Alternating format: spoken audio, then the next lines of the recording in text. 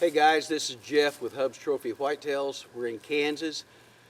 It's February the 16th, 2023, and this is usually about the time we really start getting a little more aggressive. So we're going to start walking into the trails. We're going to walk into the bedding area.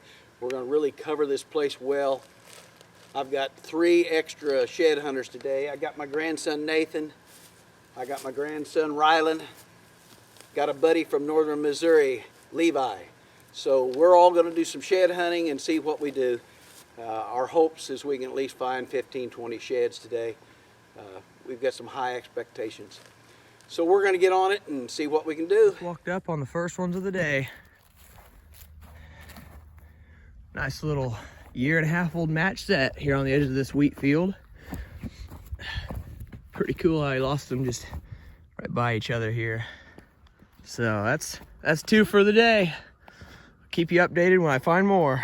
It's been about 30 minutes since I found that match set out in that field. I was coming up this trail here in this timber, I don't know, probably 200 yards from that match set. Found a nice little 5-point side. Nothing huge, but a beautiful fresh shed nonetheless. So looks like a last year's shed. Kind of buried up under the grass. I'll pull her out of there and get a look at it. Oh yeah, pretty nice little deer, good beam on him. Still working through this cedar thicket here. Just walked up on a nice shed. Looks like a last year's, definitely. A little bit of chewing on it from squirrels. But nice little 4-point side. Gonna keep walking through this thick stuff here and see what else I can find. Just walked up on number 6 for the day. Nice little 4-point side.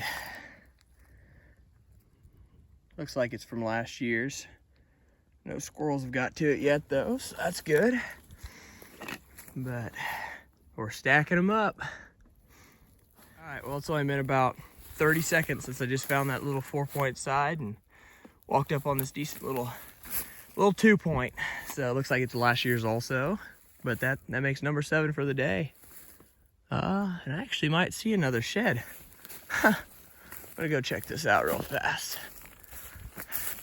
No way, it actually is. Huh. On video, it's not staged. Oh, it's a match, no way. Look at that. Right out from under my friend. So we were walking up this edge and I think I just spotted a giant, it looks like a truck of a deer. Holy smokes. This is a big deer. Oh, that's LG right there. That is LG4. Look at that deer. Absolute tank. Quite the shed. All right, we're gonna see if we can find his other side. It's been about 5 minutes maybe since I found this stud here. I was walking down the same edge and just spotted a number 11 for the day. Nice 5-point side, 3-year-old deer. So a lot of bucks in this area. We're gonna keep looking. I really want to match this big one up over here. So all right, so I was just working down this deer trail right here, walking back out into the CRP where I found that big 5-point side a minute ago. Look over here at the shade under the cedar. I just found the other side. He is a truck. Look at that deer. That is awesome. I'll grab the other side here and lay it next to it. Look at that deer. That's a 5.5-year-old buck. Grandpa has a lot of history with. He calls him LG4. Hey, for the beginner shed hunter, if you're going down a trail and you find a balloon, as a rule, that's a really good sign. That looks like that's probably just like a Valentine's balloon and not a Chinese weather balloon. But it's usually a pretty good sign that you find some sheds. I'm walking up a trail down a valley. We've got a lot of tall grass out here in a field, big open field, and those deer kind of migrate up this hill into these bedding areas. And I've got a bedding area right here under a cedar tree, and I can see a nice shed. So I'm going to go in there and get it.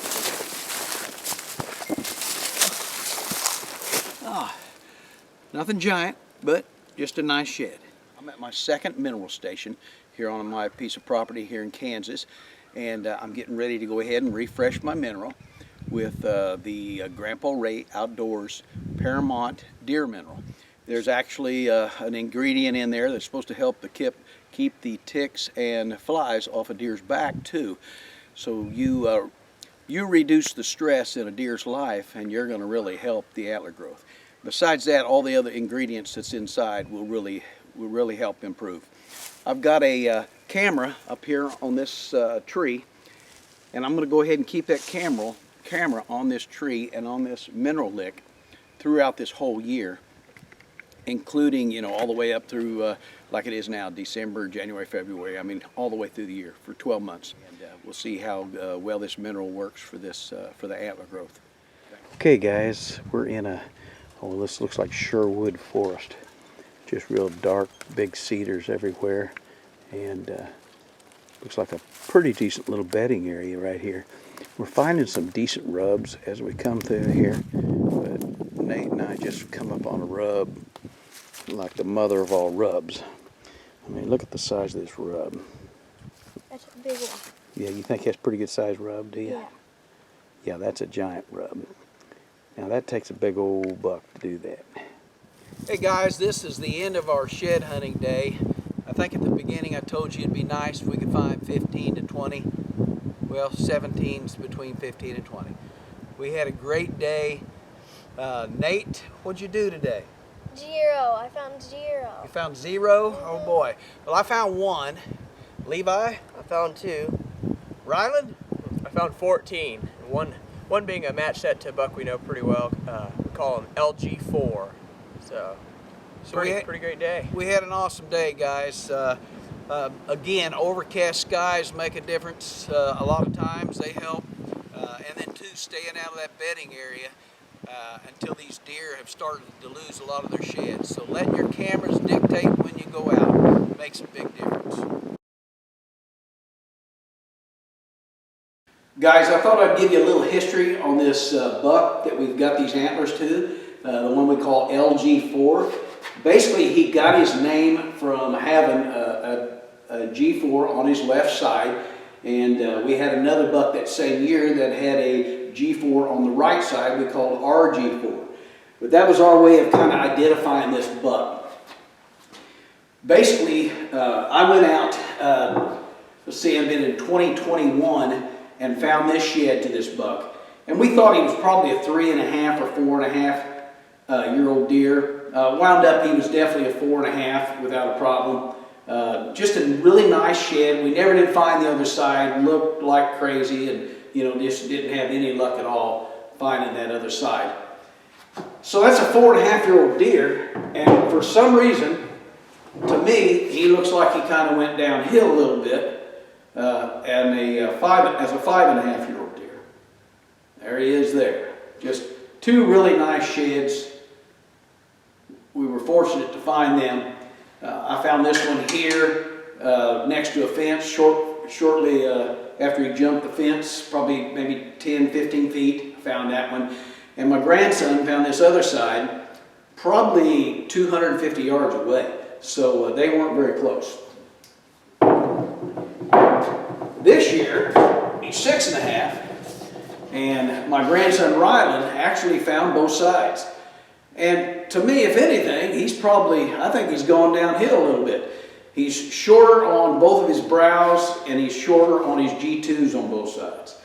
But something I'm starting to see is a lot of times a 4.5 may have a really good rack, and he may drop down a year or two, mainly because he's probably at a weight and size and age where he's chasing a lot more does than he used to.